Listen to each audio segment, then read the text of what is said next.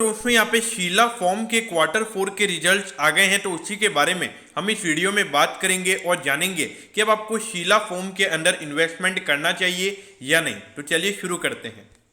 तो देखिए, सबसे पहले अगर हम यहाँ पे रेवेन्यू की बात करें तो पिछले क्वार्टर के कंपैरिजन में यहाँ पे जो कंपनी का रेवेन्यू है वो 11% गिरकर 748 करोड़ रुपीस का यहाँ पे कंपनी का टोटल रेवेन्यू निकल कर आया है। तो देखिए, जितना यहाँ पे कंपनी का रेवेन्यू गिरा है उतना ही यहाँ पे कंपनी का नेट प्रॉफिट भी गिरकर 58 करोड़ का यहाँ पे कंपनी का नेट प्रॉफिट निकल कर आया है।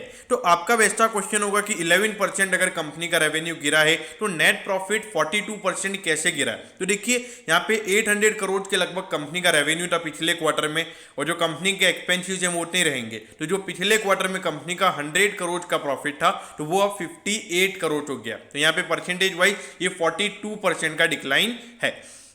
लेकिन अगर आप यहाँ पे ईयर ऑन ईयर बेसिस यानी कि पिछले साल के जनवरी से मार्च वाले क्वार्टर से अगर आप कंपेयर करोगे तो 44% का ग्रोथ हमको कंपनी के टोटल रेवेन्यू में देखने को मिला है। तो देखिए, इसीलिए हमको ईयर ऑन ईयर बेसिस और क्वार्टरली बेसिस दोनों बेसिस पर यहाँ पर रिजल्ट को कंपेयर करना चाहिए। अब मैं ऐसा क्यों बोल रहा हूँ, क्योंकि देखिए हर क्वार्टर की डिमांड अलग होती है। हो सकता है अक्टूबर से दिसंबर में जो कंपनी के प्रोडक्ट की डिमांड है वो ज्यादा हो सकती है, और जनवरी से मार्च वाले क्वार्टर में कंपनी के प्रोडक्ट की डिमांड कम हो सकती है। तो ये चीजें हमको ईयर ऑन ईयर बेसिस के कंपैरिजन पर पता चलती है।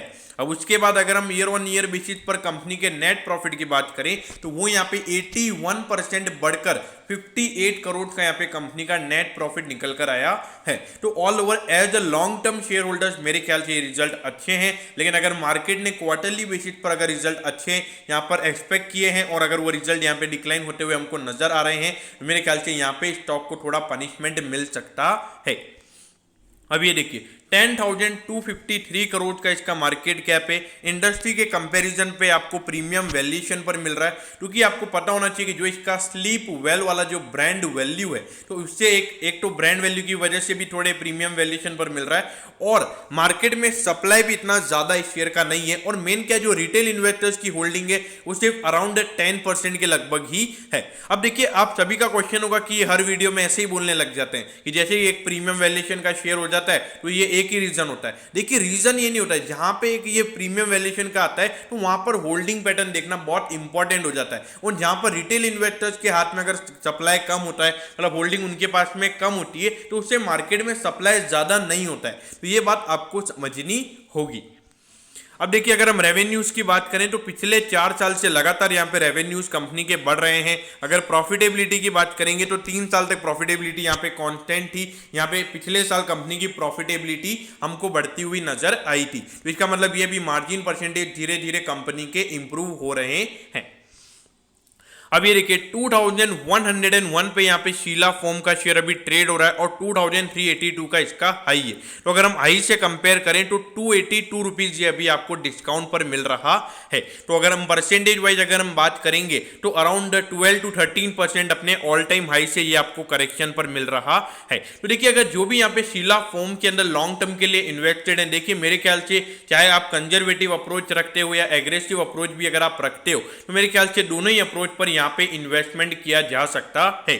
और आपको पता होना चाहिए कि इस कंपनी के अंदर म्यूचुअल फंड की बहुत सारी होल्डिंग्स है। मैं बहुत सारे म्यूचुअल फंड को एनालाइज कर रहा था तो तब मैंने देखा कि शीला फॉर्म वहां पे टॉप 5 म्यूचुअल फंड के अंदर मेरे को नजर आया था। मतलब टॉप 5 एक मिड कैप जो म्यूचुअल फंड होते हैं वहां पर शीला फॉर्म की होल्डिंग बहुत ज्यादा नजर आ रही थी। तो देखिए, अगर म्यूचुअल फंड जिस कंपनी में इन्वेस्टमेंट कर रहे हैं तो इस कंपनी के मैनेजमेंट पर उनको भरोसा है, इस कंपनी के ग्रोथ स्टोरी पे यहाँ पर उनको भरोसा है। तो इसीलिए जो भी यहाँ पे लॉन्ग टर्म के लिए इन्वेस्टमेंट करना चाहते हैं डेफिनेटली इन्वेस्टमेंट कर सकते हैं।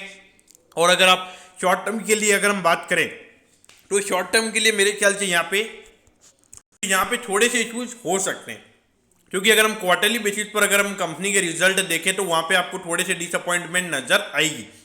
तो जो यहाँ पे शॉर्ट टर्म इन्वेस्टर्स है मेरे ख्याल से थोड़ा स्टॉक को अवॉइड करना चाहिए अगर आप शॉर्ट टर्म के लिए इसको बाय करना चाहते हैं। तो दोस्तों, मैं होप करता हूं कि आपको शीला फॉर्म के क्वार्टर 4 के रिजल्ट्स के बारे में सब कुछ पता चल गया होगा। अगर आपकी कोई भी क्वेरीज है तो आप कमेंट कीजिए, मैं जरूर आपके कमेंट पर रिप्लाई करूंगा। ओके दोस्तों, thank you, have a nice day.